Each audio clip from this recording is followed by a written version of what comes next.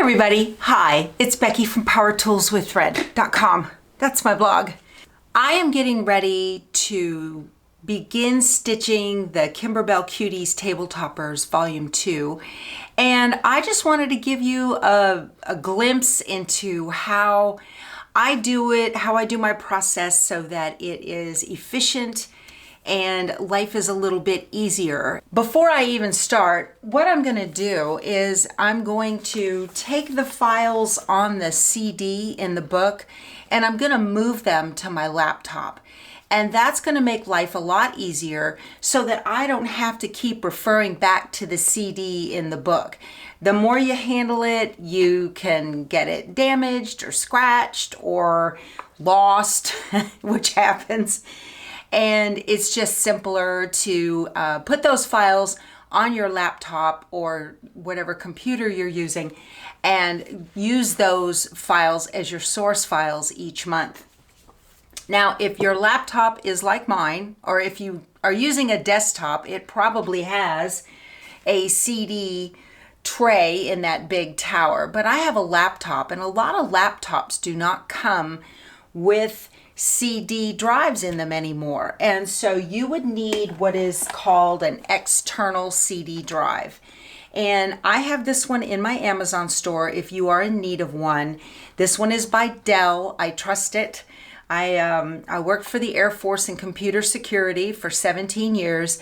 And since Dell was on contract with the government at one point in time, along with several other companies, I just trust products made from Dell. Any other one will work, but I just recommend using one that has a reputable name so that when you get it, like if you buy it on Amazon, you know that it's going to work and it will work for a long time. So what I also do is I only have one USB port on my laptop. So that makes things kind of hard when I am trying to use my mouse or my wireless keyboard, which can be either, those have a dongle. And I'm going to unplug this. So I just bought an Amazon Basics. It's got 3 ports on one side and 1 port right here on the back. And this is the little dongle, that's what that's called, little USB dongle for my keyboard and my mouse. So I've got these 3 ports that I can use to plug in other peripherals for whatever I want to do on the computer. And I'm just going to plug this into the USB port right here. And the little light comes on. You can see that. And then I'm going to plug in my external CD drive and get that in. And you may chirp and hear it chirp, boop, boop. That's always a good sound when you're doing this. And the computer connection provides power to the CD drive. And I'm going to take the CD and just push the button and the door will open. Pop it in there till it clicks and shut the door. And if your computer does not come up right away with a window to display the files that it sees on the drive, then you can click the little yellow folder down at the bottom of your computer window. And I'm on a Windows 11 machine. If you have a Mac, that is totally different, and I haven't used a Mac. I'm not a Mac girl, so I'm not savvy with how that works. I'm gonna leave that up to you. Anyway, so let me take you through my process on screen of how I am going to move the files from the CD onto a folder in my computer. Here on my desktop, and I'm going to click the little yellow folder called the File Explorer down at the bottom of the screen. And I can scroll down here on this quick access panel. I want to show you. This is the quick access panel right here. This is very handy to use. If you can't see the quick access panel, come up here to the view menu and you can go to show and you want it to say navigation pane. So I will click this and uncheck it. And see, now it's gone. And that just is a lot more difficult for me. And so I like to have that on. So I'm going to click the view and go down to show and click navigation pane. There we go. Now I can see everything. So I'm going to scroll down, and right here, I will find the DVD drive with the Kimberbell Cuties Volume 2 on it. So the thing you need to do before you move these is to give them a home to go to. So I am going to scroll up, and I file my embroidery designs by subject or by digitizer, like an author, just like a card catalog. I will keep all of my Kimberbell designs in one place. Now you can see I have a Kimberbell shortcut right here, but how I got there is through my documents.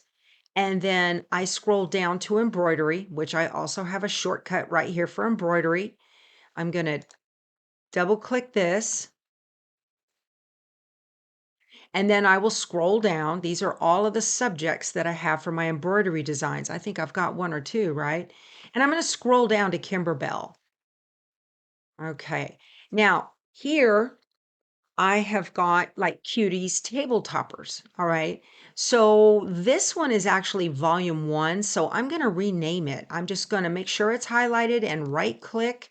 And I've got a shortcut menu right here. So this is cut, copy, rename right there. I'm going to click that one. And I'm just going to click in the box, and then I'm going to type volume 1, just so I know that those are for the volume 1 Cuties toppers. Now I need to make a home for those files on the CD to go to. So I'm going to come up here. Let me click off this in the white part anywhere. I'm going to come up here and click new and folder, and I'm going to call it Cuties volume 2 and hit enter. Now, it's probably going to put itself alphabetically somewhere in the folder structure. See, it just jumped, it realized. And now I want to be able to get to that folder quickly because I'm going to be in it all year long.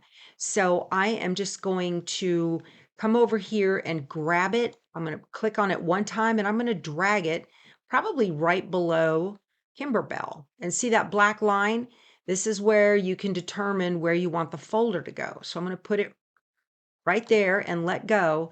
And now I have a permanent shortcut to get to Cuties Volume 2. I'm going to click this, and you can see it's empty.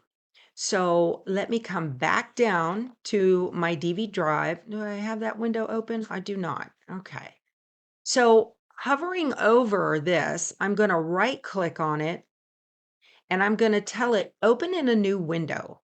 So now it's on 2 separate windows.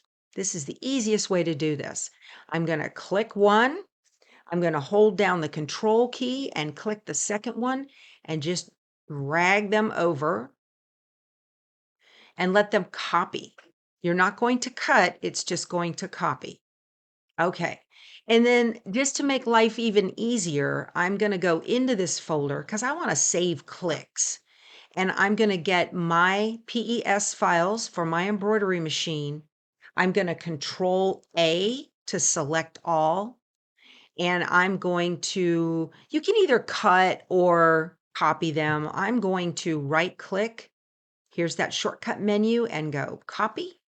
That way I'm going to put them up 2 folders. See, I'm coming up from the PES folder into the embroidery files and here into Cuties Volume 2.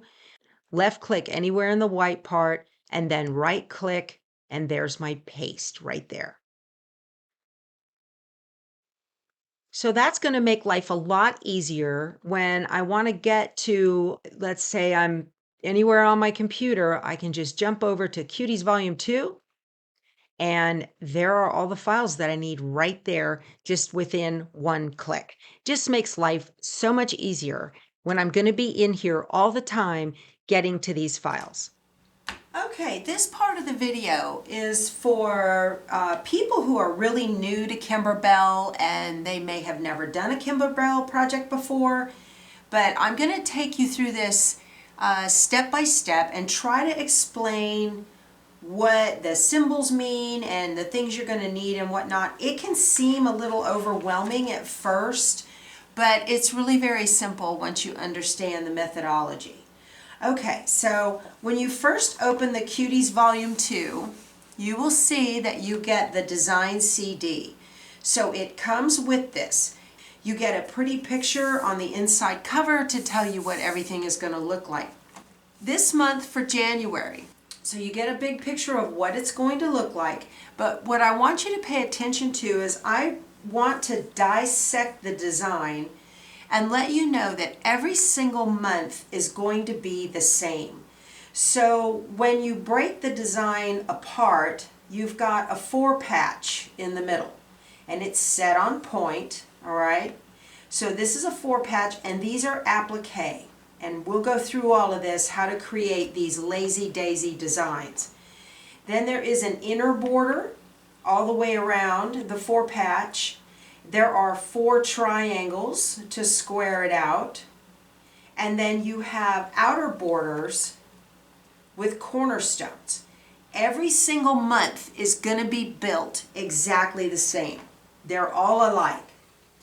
Your materials that you need for January is on page 4 of your book, and it tells you the stabilizer that you need, and it has a little pair of scissors, and that's a cutaway. You need a light mesh cutaway stabilizer, all right, and then fusible backing, and it has a little green with a heart, and then project batting and another green. Now these colors correspond to Kimberbell stabilizers, the color of the wrapper on each stabilizer package. So if you have purchased Kimberbell stabilizers, you can look for those. You can do block by block quilting. This is for background quilting, all right? See the quilting bundle instructions to determine quilting design size to be used. This is for background quilting, and I'm going to go over background quilting here in just a bit. You can do background quilting by buying the background quilting designs they are not included with this. You don't get background quilting along with the CD. That's additional purchase at kimberbell.com. And then we have the center, which is the Lazy Daisy, and it says page 20. And it goes through and it tells you fabric 1, fabric 2, fabric 3, fabric 4, how many you need and what sizes you need. And then up here in the triangle, it talks about what fabric you need and how much, how many and how much, and fabric for the hat, and then white applique glitter for the snowman. If you are using the kit from Kimberbell for January, this is what you get. It comes with the applique glitter, all of the fabrics, including the backing. There's your scrap for the hat and whatnot, okay? I will link to this below. You can get just each month, or you can buy all 6 months and be done with it all at once, whatever you want to do. The background quilting at kimberbell.com is for all 6 months as well. Then we have the borders and the binding, and it just talks about the pieces that you need and how many, and then embroidery thread colors. You can buy an embroidery thread kit for this, but if you decide to use your own threads, let's say you have a load of them, you can just match your threads to these colors right here. It doesn't tell you what color or give you a number, but it does give you a picture that you can use to match. Now over here on the other page, it gives you an image of each fabric that comes in the kit. But what's really nice about this, and it'll tell you how much is needed, but right here where it says purpose, under this gray line it says purpose. So this blue one with the waves is your outer border, all right? And then so that you can see fabric 2 over here is your outer border. Okay, you've got that, borders, and then it'll tell you how much you need. You need 4 2.5 by 18 inch strips.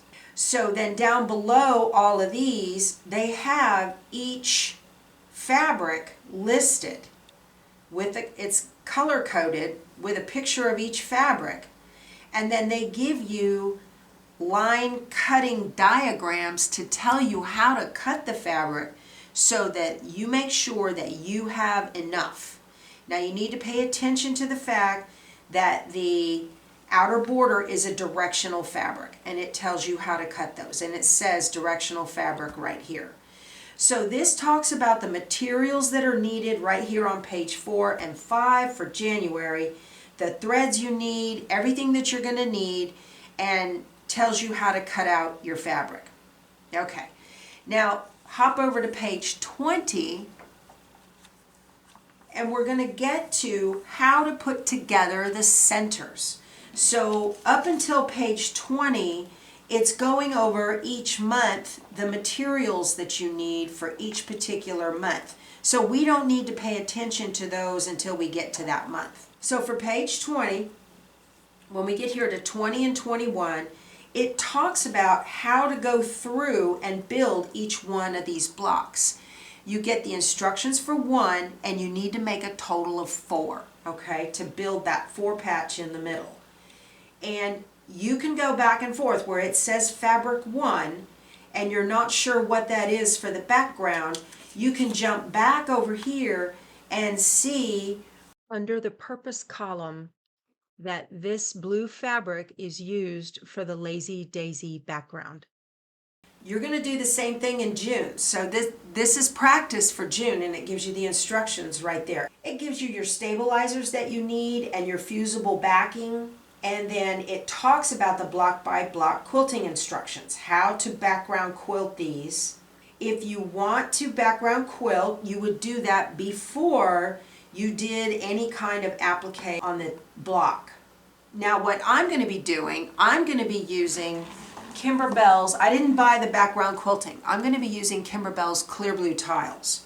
Because there's a nice winter design in here already, then I'm going to background quilt all of the fabric at one time and then cut it up. So I'll show you how to do that if you want. It gives you hooping instructions, how to mark center. Down here you've got your thread colors that you need to use, the white for the background quilting for January and the gold for June. And then it gives you embroidery instructions, and where it says choose a neutral thread color, it'll have a little block with black lines through it and no color, and then if you need to have a visible thread color, it'll have a little eyeball. You've got 2 thread colors right here, and that's because the white is for January and the gold is for June. And you just go through here. If there's an iron, you need to press a seam. They've got this so easy to follow. And then they have trimming instructions, and we'll do that together, and then they give you a finished size of the block at 5.5 square. So you make 4 of these Lazy Daisy blocks and then sew them together. If we hop over to page 26 and 27, it gives instructions on how to do the triangles. They've got a couple of pages for each month to show you how to do that. And again, it goes through the stabilizers that you need, and they want you to iron fusible backing to the wrong side of all fabrics. And if you have a 5x7, there are 3 hoopings that need to be done in order to background quilt all of the triangles. And if you have an 8x12 or a 9x14, they tell you how to do it. There are 2 videos on kimberbell.com on the section for background quilting, and I'm going to point you to that in a little bit, that show you exactly how to do this. So I'm not going to show you how to do this because Kim did a great job of it herself. Then there's a special way to hoop the fabric in the hoop, and it tells you if you see an arrow like this, that means you need to point it so that the head is at the top of your hoop. And then it gives you diagram lines are going to stitch out and show you exactly how to put your fabric and everything on there and how to put the glitter on. You're going to need a pressing cloth for the glitter. Now, when it comes to the applique in the blocks, I did some work and figured out the SVG files that come on the CD are the exact size of the placement line without any inflate to them at all. So you may find them just a little bit small. If you're doing applique the old-fashioned way, which is the way I'm going to do January for those who don't have a ScanNCut or a cutting machine, then you don't need to worry about that. You will just stitch down the placement lines, slap the square of fabric over it, and then cut it out after the tack down has stitched, because this isn't real big. But if you're going to use your cutting machine, then I recommend that you either use some software to inflate that placement line by 1.0 millimeters or 1.5. If you take the SVG file directly to the scan and cut, I recommend that you inflate that by +2 in the enlargement settings. You're going to find it a better fit because your tack down won't catch it. So I just wanted to go over that. Kimberbell tends to be exact. They're just a bit small if you cut them out with a cutting machine.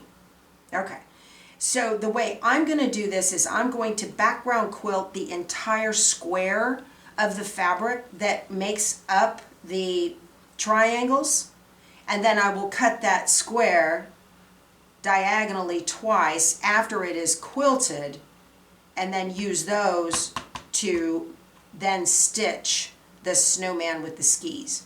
I'm going to do that each month, and then after that you jump to the next month. So everything we need to do the triangles on pages 26 and 27. It's really pretty simple, and then each step has a different color. If there's a different color block there, that's a thread color change for you to do, okay? And then it gives you trimming instructions.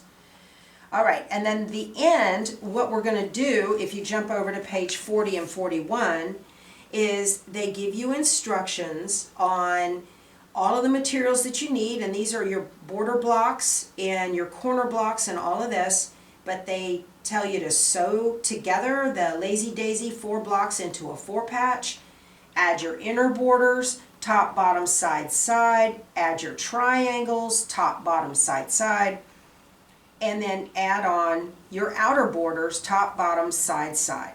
Then you can put the backing on it and bind it. I'm going to do a self-binding on these. It's easier than doing a regular binding, I have found. You can stitch in the ditch on these if you like to do all of this. You can do the background quilting on these borders if you are so inclined. I don't know that I will, we'll see. I might just do a zigzag, you know, up and down, a wide diamond looking zigzag. But it's completely up to you how you want to do that. So that's it. That's what's in the book. That's how it works. And it's really pretty simple once you get the hang of it. After January, you are going to be up and running and moving on your own because you're going to say, oh, I got this. This is easy. Okay, so I'm going to go over the background quilting if you wanted to purchase that and show you where everything is at. And then I wanted to show you everything that comes with the Kimberbell background quilting for the Cuties, January through June. Let me back up here to the main screen. What you get with this is 92 designs, and these designs include what will go in the triangles behind each of the designs in the corners, and then you'll also receive the background quilting that goes in the 4 patch in the middle. January you get a snowman, and February you get the hearts. You can see the hearts right here in this. Let me scroll through these and see, show you what we got. So there's your gnomes. I believe that is March. Let me see. Yeah, March. That tells you everything you get. All right. So you get a breakdown of this. This is the gnomes, and you get a breakdown. If you have a 5x7 hoop, this is how you would do 3 hoopings to make that one triangle. So you get all 3 parts. This is for your 5x7 and 6x10 sizes for the center squares. And then if you have an 8x12 or a 9x14 hoop, this is what you get in there. So each file is in this for every month. And then you also are going to get, let's see, there's your carrots, that's April. And there's your butterflies, that is May. And then your cherries is June. And then you get some triangle loops that you can use in any of the blocks if you want. And then you get some swirls. Now these are the border block by block border. They've got a 1-inch and a 2-inch width. So this is the background quilting you could use. This would be like for your inner border right here, the 1-inch, and then over here, this would be for your outer border. So everything would go together like that. And these are the sizes that you get. So this is perfect for what you need, depending on the hoop that you have. These are the other border designs that are in there, and they go together. So there's your inner border on the left and your outer border on the right, and that's what they look like. And here's another one with orange peels and circles. These go in the little cornerstones at all 4 corners of the cutie. So your skis up here in the upper right are for January. There's your 6 designs that you would use. Okay, so you get that as well. And each month you come all the way down here and it will tell you which one to use for that particular month. Totally up to you and how you want to do this. Okay, now if you have the 5x7 hoop and you are stumped on how to do 3 hoopings and make that all work, down here at the bottom of this page, there are 2 videos. This is the 5x7 hoop instructions for the background quilting on how to do these triangles and how to get them so that they all match up and work. And then this is the one for the 8x12 or the 9x14. So I'm going to point you to here to see how to do this. Kim Christopherson herself made these videos and I've watched them both and they're both very good. So there's no sense in recreating the wheel. But anyway, I just wanted to show you. So this entire set is $60 and this is the background quilting. That said, you don't have to use this. I'm going to be using design files that are in the clear blue tiles to do my background quilting. You can do background quilting. Maybe you've got some in your machine already. There might be designs in there that would work for you. You could do stitch in the ditch. You could do straight line quilting, or you could leave it blank. Whatever you want to do. It's completely up to you. So I just wanted to show you that this is here, and these are the options that are available to you if you would be interested in doing that, because they're very cute. Okay, here's your little cornerstones with the skis. Isn't that cute? Yeah, everything's just adorable. Nothing but cuteness on Kimberbell, you guys. Nothing but cuteness. So that's what the purchased background quilting is all about. And this is where you will find the videos on how to do that if you need to hoop a 5x7 hoop 3 times to make it all background quilted in that triangle. And I will link to this below each one of these videos.